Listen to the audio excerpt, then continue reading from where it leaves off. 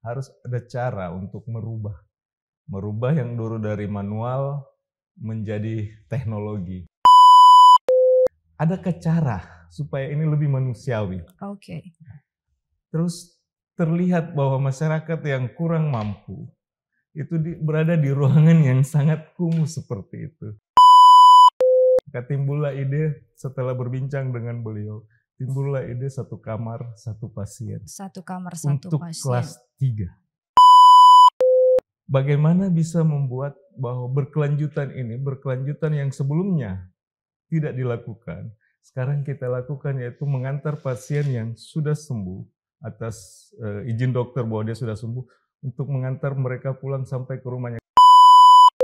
Catatannya yang saya mau sampaikan ke masyarakat adalah gratis. Assalamualaikum warahmatullahi wabarakatuh. Halo Sob, selamat datang di podcast Kominfo Talk. Kominfo Talk, membincang Luhut Timur. Alhamdulillahirrabbilalamin, senang sekali hari ini saya Enhana Tarbiyatun Nisa bisa menemani Anda dalam program podcast Kominfo Talk kali ini. Di podcast ini kita akan terus membincang terkait dengan hal-hal menarik dan informatif seputar Kabupaten Luhut Timur dan tentunya bersama dengan narasumber yang inspiratif. Saksikan terus perbincangan saya hanya di podcast Kominfo Talk, membincang Luhut Timur. Kominfo Talk, membincang Luhut Timur. Hari ini saya sudah kedatangan tamu yang sangat luar biasa. Beliau dikenal sebagai sosok yang sudah lama berkecimpung di dunia kesehatan. Langsung saja kita sapa, inilah dia, Direktur Rumah Sakit Umum Daerah Ilagaligo, Bapak Dr. Benny M.Kes. Bagaimana kabarnya hari ini, dokter? Baik, dan saya berharap semoga semua dalam keadaan baik di tempat ini. Ya. Insya Allah. Ini supaya lebih akrab saya sapa Dr. Benny atau Pak Direktur ini, atau Dr. Ben? Ya. Boleh Dr. Ben ya, dokter ya? Ya. Oke, Dr. Ben. Dr. Ben, saya mau tahu lebih dulu. Sudah berapa lama Dr. Ben menjabat sebagai direktur di Rumah Sakit Umum Daerah Ilagaligo? Februari 2019. Oke. Sudah masuk 4,5 tahun. 4,5 di Rumah Sakit tahun. Ilagaligo. Ya.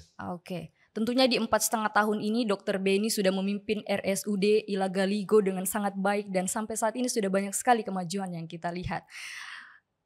Saya tertarik untuk menanyakan hal ini, Dok. Ketika awal waktu Pak Dr. Benny diangkat sebagai seorang direktur Ilagaligo, tentu ada inovasi-inovasi yang harus dokter siapkan untuk menerjemahkan atau mendukung program-program Bapak Bupati saat ini.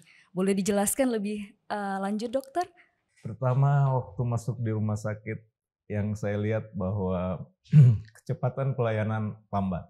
Oke. Kecepatan pelayanan lambat. Harus ada cara untuk merubah yang dulu dari manual menjadi teknologi. Oke. Ya, itu mempersingkat waktu yang luar biasa, itu baik untuk kenyamanan pelayanan terhadap pasien, menjadi kebutuhan mereka. Bayangkan dulu untuk mendaftar saja mereka membutuhkan waktu berjam-jam. Mengambil obat membutuhkan waktu berjam-jam. Saat ini mereka dapat capai hanya dalam waktu menit. Mereka sudah bisa melakukan. Itu yang pertama begitu masuk di rumah sakit. Beberapa kegiatan lain itu sangat menyangkut dengan perhatian pimpinan. Bapak Bupati. Dalam hal ini Bupati Luhut Timur ya, dokter ya. Pada waktu mengunjungi pasien, beliau melihat bahwa dalam satu ruangan yang 6-8 pasien yang tergabung dalam satu ruangan, itu membuat ruangan itu menjadi sangat tidak nyaman. Dan perpindahan penyakit antara satu pasien dengan pasien yang lain itu lebih dimudahkan. Dan privasi sangat susah didapatkan pada ruangan yang dengan jumlah pasien sebanyak itu. Maka beliau berpikir menganjurkan, adakah cara supaya ini lebih manusiawi?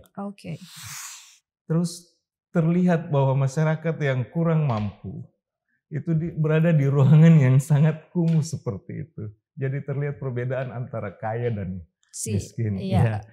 Itulah yang harus dirubah. dirubah, maka beliau memberikan tantangan buat kami apa yang harus dibuat sehingga ini menjadi lebih manusiawi dan tidak ada batas antara kaya dan miskin. Maka timbullah ide setelah berbincang dengan beliau, timbullah ide 1 kamar 1 pasien. 1 kamar 1 untuk pasien. kelas 3. Untuk kelas 3. Oh, Ya, luar biasa sekali ya untuk dokter kelas ya. 3, ya. Biasanya 1 kamar itu hanya diperuntukkan untuk mereka yang berada di tingkat 1 ya. Ya, yang VIP, nah ini untuk kelas 3 yang sebelumnya itu 6 sampai 8 orang dalam satu kamar. Ya. Selain 1 kamar 1 pasien dokter, apakah ada gebrakan lain selain 1 kamar 1 pasien yang dokter Ben aplikasikan selama menjadi direktur di RSUD Lagaligo? Ya. Visi Kabupaten Luwu Timur berkelanjutan lebih maju berlandaskan nilai agama dan budaya. Berkelanjutan di sini seperti ini. Pasien dari puskesmas dibawa ke rumah sakit. Setelah dirawat di rumah sakit sembuh, pulang, pasien menunggu berjam-jam untuk ada angkutan yang lewat untuk mengantar mereka sampai ke rumah. Ini bisa membuat pasien sakit lagi. Yeah. Maka berbincang-bincang dengan pimpinan dalam hal ini Pak Bupati. Bagaimana bisa membuat bahwa berkelanjutan yang sebelumnya tidak dilakukan, sekarang kita lakukan, yaitu mengantar pasien yang sudah sembuh atas izin dokter bahwa dia sudah sembuh untuk mengantar mereka pulang sampai ke rumahnya, karena jalur rumah sakit kami bukan merupakan jalur transportasi yang umum. Dia harus melewat masuk ke dalam, jadi sangat sulit menunggu kendaraan umum untuk mereka pakai pada saat mereka sudah sembuh untuk pulang.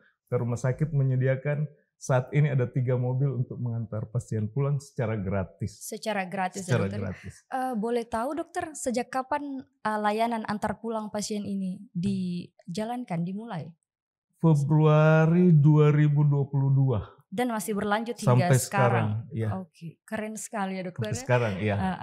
Dalam 1 hari berapa pasien kira-kira yang bisa 3 diantarkan? sampai 4 orang. Jadi per bulan itu 90 sampai 120 pasien yang diantar pulang oleh rumah sakit. Hingga kini? Totalnya? Kalau dalam rata-rata per bulan 90 sampai 120, jadi kalau di tahun lalu karena dia mulai dari Februari berkisar 800-900, saat ini sampai bulan Juni ada sekitar 500-an pasien yang diantar pulang. Ya. Bagaimana prosedur pengantaran pulang pasien ketika mereka telah dinyatakan sembuh oleh dokter, perawat, dan diperbolehkan untuk pulang, untuk mendapatkan layanan antar pulang ini? Sebenarnya layanan ini sangat mudah sekali. Begitu mereka dinyatakan sembuh oleh dokternya, mereka tinggal melapor ke perawat bahwa membutuhkan mobil untuk diantar pulang. Ada beberapa administrasi yang diisi, kemudian setelah itu tinggal menunggu mobilnya untuk mereka pakai diantar pulang. Sangat mudah, tinggal melapor ke perawat di bagian mereka dirawat bahwa mereka membutuhkan mobil untuk diantar pulang. Kemudian ada mengisi barang bukti bahwa mereka diantar pulang, kemudian mereka diantar pulang. Catatannya yang saya mau sampaikan ke masyarakat adalah gratis. Gratis, tidak dipungut biaya apapun ya. Oke. Selain 2 inovasi yang sudah dokter jalankan, yang pertama ada 1 kamar 1 pasien, kemudian ada layanan antar pulang. Masih adakah lagi inovasi yang dokter lakukan, gebrakan dokter yang mendukung program pemerintah saat ini? Di rumah sakit kadang ada obat yang tidak tersedia. Jadi pasien harus mengambil di luar, di apotik dengan membayar. Dengan pasien membayar. Saat ini semua ditanggung oleh rumah sakit. Jadi pasien tinggal membawa resepnya ke apotik, nanti apotik yang menagih ke rumah sakit. Jadi pasien tidak lagi membayar obat yang tidak ada di dalam rumah sakit. Karena memang program BPJS sebenarnya paket. Bahwa apapun itu pasien tidak boleh keluar biaya.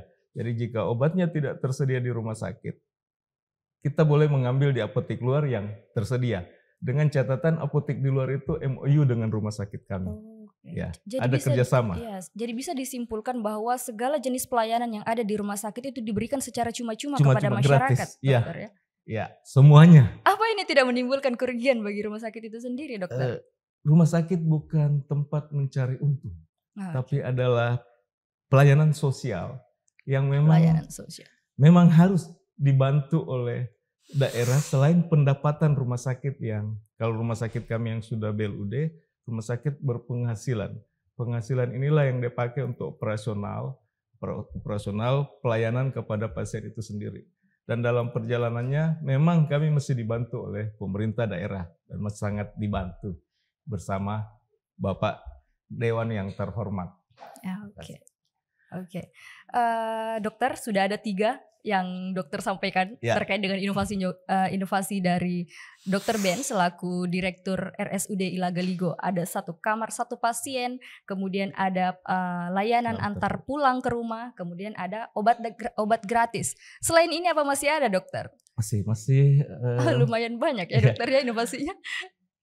Untuk memastikan pelayanan berjalan dengan baik, maka kami harus mempunyai sumber daya manusia yang baik. Oke, jadi selain masyarakat yang diperhatikan, nakes juga diperhatikan ya dokter ya?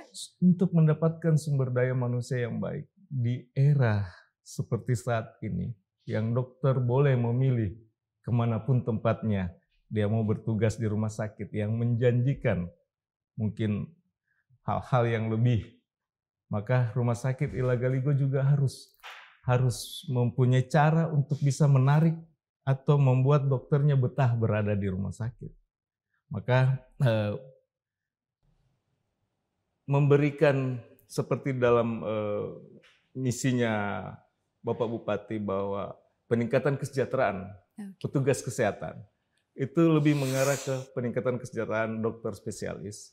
Ya, dokter spesialis di rumah sakit kami itu 1 dokter spesialis itu di luar jasanya, di luar jasa yang dia dapat, mereka sudah mendapat 25 juta per bulan di luar jasa pelayanannya. 25 juta katanya uang duduknya, maksudnya sebelum dia bekerja mereka sudah dapat 25 juta plus pekerjaan mereka. Inilah cara sehingga kita bisa berkompetisi mendapatkan dokter-dokter yang baik untuk betah di rumah sakit Ilagaligo. Karena apapun fasilitas yang kita sediakan, kalau SDM-nya ini tidak ada, semua menjadi percuma. Jadi harus berjalan bersama. Ya. Kalau ini kan yang dokter bahas hanya dokter spesialis. Bagaimana dengan tenaga kesehatan yang lain, dokter? Ya, itu akan mengikuti dampaknya. Jadi misalnya pendapatan rumah sakit meningkat karena ketersediaan beberapa dokter spesialis mengangkat pendapatan rumah sakit, otomatis itu akan terbagi bersama dengan petugas kesehatan yang ada di dalam rumah sakit. Ini saya bicara untuk kelas di rumah sakit, bukan tenaga kesehatan secara umum yang ada di rumah sakit Ilagaligo. Oke, keren sekali dokter ya. Untuk kedepannya dokter, apakah program-program yang inovasi-inovasi yang saat ini sedang dokter jalankan akan terus berkelanjutan? Ya, harus sampai kepada apa yang kita janjikan. Jadi sebenarnya pertama meletakkan 1 kamar 1 pasien itu dengan kelas 3. 1 kamar 1 pasien kelas 3, 1 orang yang isinya ada AC-nya, ada kamar mandinya, ada semua fasilitasnya. Ini menjadi standar terendah di rumah sakit Ilagaligo. Berarti yang kelas 2, kelas 1 dan sebagainya itu akan jauh lebih bagus. Nah ini cuma butuh proses karena kita tidak bisa membangun sekaligus di mana pasien kita letakkan gitu. Nah itu. Yang kedua, ada beberapa layanan sosial seperti hemodialisa, cuci darah. Hemodialisa. Ya, hemodialisa, cuci darah itu tidak semua rumah sakit melakukannya karena memang ini sangat sosial. Kalau di rumah sakit hasilnya tidak begitu bagus. Tetapi kemanusiaan yang di sini dari tahun 2013 itu 4 tempat tidur, sekarang kita sudah punya 10 tempat tidur untuk pasien cuci darah. Hemodialisa itu ya. Jadi pasien tidak harus lagi ke Makassar. itu ada di tempat kita di Rumah Sakit Ilagaligo. Kemudian kita punya fasilitas CT scan. Yes. Jadi kalau untuk Rumah Sakit IPC dalam segi sarana Rumah Sakit Ilagaligo sudah lengkap ya dok? Cukup mumpuni gitu, cukup mumpuni. Ke depan yang paling kita pikirkan adalah bagaimana proses pelayanan kepada pasien itu tidak terhambat masalah administrasi. Jadi IT kita tingkatkan, jadi mungkin nanti tinggal scan, tidak perlu ditanya-tanya, tinggal scan, ya, tinggal sidik jari, sudah pasien bisa terlayani karena sudah ada data di dalamnya. Begitu yang kita rencanakan ke depan. Terkait dengan hemodialisa itu, dokter, apakah itu diberikan secara cuma-cuma juga bagi pasien yang ingin cuci darah atau berbayar? Semua gratis. Semua termasuk hemodialisa itu? Semua termasuk hemodialisa. Karena setahu saya untuk cuci darah itu membutuhkan biaya yang cukup besar ya dokter ya? Itulah peran pemerintah yang kami lihat. Kami juga tidak mampu bekerja dengan baik kalau misalnya pimpinan tidak merespon dengan baik. Ini luar biasa respon dari Bapak Bupati dan dari Bapak Dewan yang terhormat untuk memberikan anggaran ke rumah sakit. Oke. Ya. Hemodialisa. Terakhir dokter, sebelum kita menutup perbincangan kita hari ini. Dokter Benny selaku Direktur RSUD Ilagaligo pasti akan terus melakukan inovasi-inovasi ke depannya untuk memajukan RSUD Ilagaligo ini. Ke depannya dokter, selain dari 4 program prioritas ini, ada layanan antar pulang, saya ulangi sekali lagi untuk pemirsa, ada layanan antar pulang, kemudian ada 1 pasien 1 kamar, peningkatan kesejahteraan tenaga kesehatan, dan terakhir ada obat gratis untuk masyarakat atau pasien yang telah sembuh. Kira-kira inovasi apa lagi yang akan dokter lakukan ke depannya sebagai rencana aksi dari Direktur RSUD Ilagaligo? Beberapa fisik bangunan mungkin kita akan perbaiki ke depannya. Kalau sarananya kita anggap cukup fisik bangunan yang memang dari awal belum pernah dilakukan renovasi yang layak. Kemudian kita punya sebenarnya 1 fasilitas, 1 pelayanan yang sumber daya manusianya luar biasa di Rumah Sakit Ilagaligo. Adalah pelayanan dental center. Jadi kita punya dokter spesialis gigi itu begitu banyak di rumah sakit. Ya.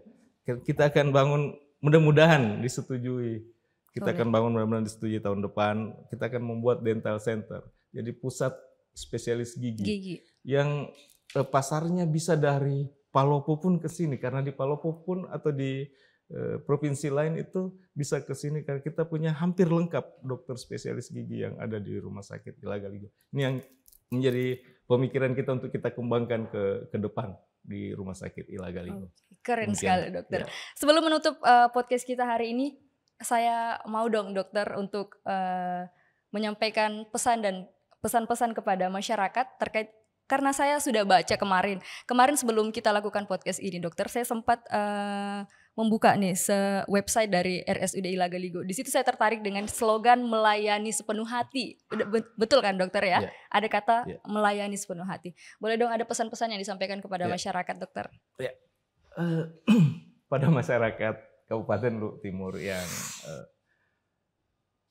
akan mendapatkan pelayanan di Rumah Sakit Ilagaligo, tidak perlu ragu jika ada yang dalam proses pelayanannya mungkin tidak sesuai dengan harapannya, untuk menyampaikan ke kami, karena kritik itu adalah cara cepat memperbaiki, cara cepat kami berubah. Jadi tidak perlu ragu untuk menyampaikan harapan-harapan yang saat ini Bapak Ibu rasakan setelah mendapat pelayanan di rumah sakit. Kami tidak bisa mengukur kemampuan kami, bantu kami untuk bisa menjadi lebih baik dengan kritik yang membangun. Terima kasih. Oke, terima kasih Dr. Ben, Sobat Kominfo. Itu tadi pesan-pesan yang disampaikan oleh Dr. Benny selaku Direktur RSUD Ilagaligo. Jadi jangan ragu, jangan sungkan, sampaikan kritik dan saran demi kemajuan RSUD Ilagaligo.